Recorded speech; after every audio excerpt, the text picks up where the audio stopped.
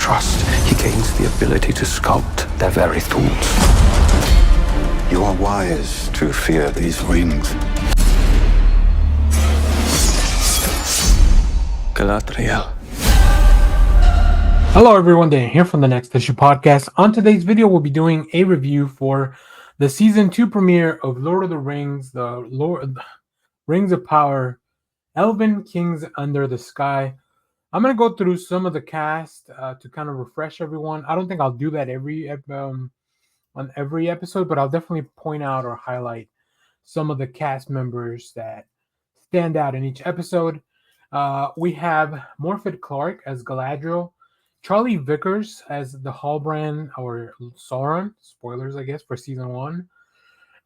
Which, interestingly enough, I thought they had recast because Vickers looks very different in season 2, like in some of the stuff that we've seen. We also have Robert Aramayo as Elrond, Charles Edwards as Lord Celebrimbor, Benjamin Walker as the High King Gil-galad, Markella Kavanaugh as Nori Brandyfoot, and Daniel Wayman as the stranger who fell from the sky.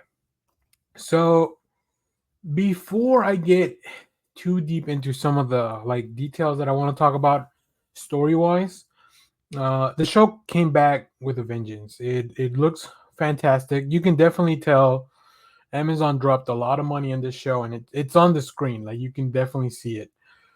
They do a really interesting thing pacing wise and story wise, where not only, first of all, they have a great recap of season 1. If you need to, it's a 3-minute video that you can watch right before the show starts. They also have like a little prologue that's about 20 minutes where we get to see pretty much some of the stuff from a different point of view from season 1, right? Some of the events that were happening, and then you eventually kind of see everything merge, and then we get to the title card. Like, that took about 20 minutes. This is a long one. The runtime on the screen said 116. Obviously, that includes all the preview for the next episode and the credits and all the stuff for like different credits. So, but yeah, great season premiere. I think I'm gonna keep. They dropped 3, so hopefully I'll get to do reviews of the other 2 episodes throughout the holiday weekend, since I'll have a little bit of spare time or a little bit extra time, so that should be fun. But yeah, fun episode. Really enjoyed it. Just kind of really got right back into it. As you know, there's a lot of really cool reveals and things that happened at the end of the video or of the season 1, and we just kind of get right on with that. So yeah, really cool stuff. All right, I'm gonna get into like the big spoilers here. So if you haven't seen the episode, maybe you want to go check that out and then come back and watch the rest of the video.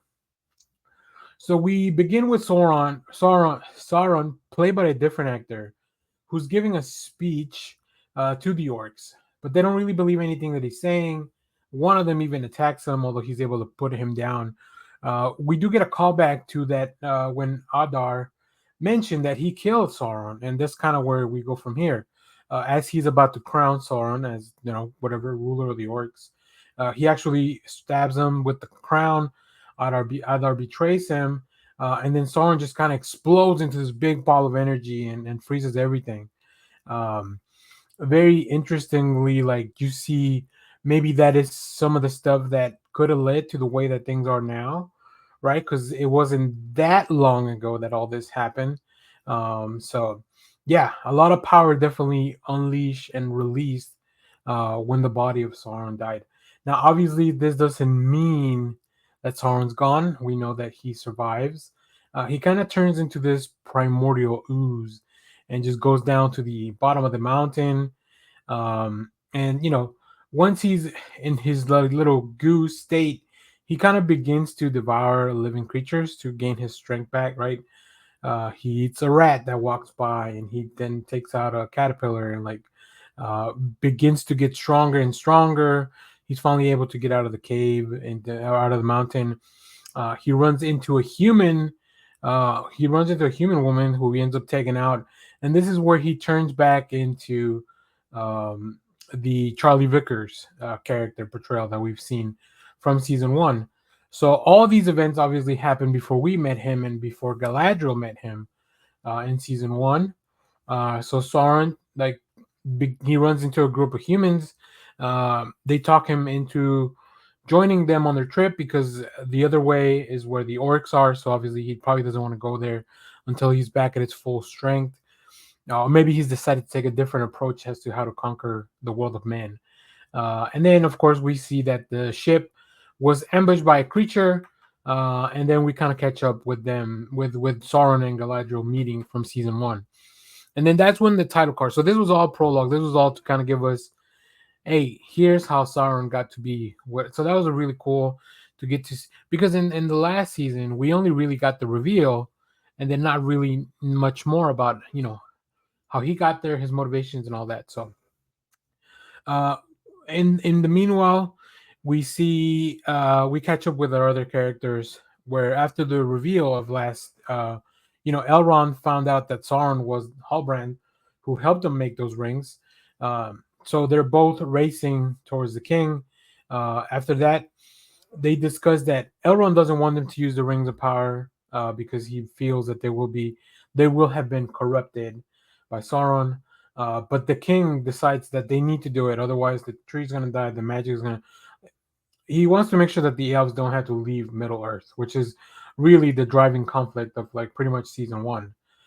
We also check in on Mordor, where the orcs have a bunch of captives that they recently captured, including Halbrand. So he's brought before Adar. Now, Halbrand, who is Sauron, we know that he's also known as the king of the Southlands. So yeah, this is all very weird politically as well, I guess, kind of with Adar not believing, but Charlie Vickers plays this so well because he says something that only Sauron would have known to put it in the minds of the orcs that it's him and he's back. But I think Adar doesn't really fully believe that. So we also catch in a little bit with Nori and the stranger who are struggling in the desert, trying to make the most of it. I think in the previews for the marketing of the season, they definitely did not go as hard as they could on the Heartfoot because I think a lot of people maybe did not enjoy that as much. So I don't know. I thought it was fine. I like the stranger. I like his story. I like the mystery. And then at the end of the first episode, in the preview for the season, we know that his story is going to go a lot more, right? So Elrond ends up leaving with the rings. He jumps down a waterfall to escape to prevent anyone from wearing the rings, and he goes to visit Master Círdan, who is one of the elders, one of the wise people from the elves.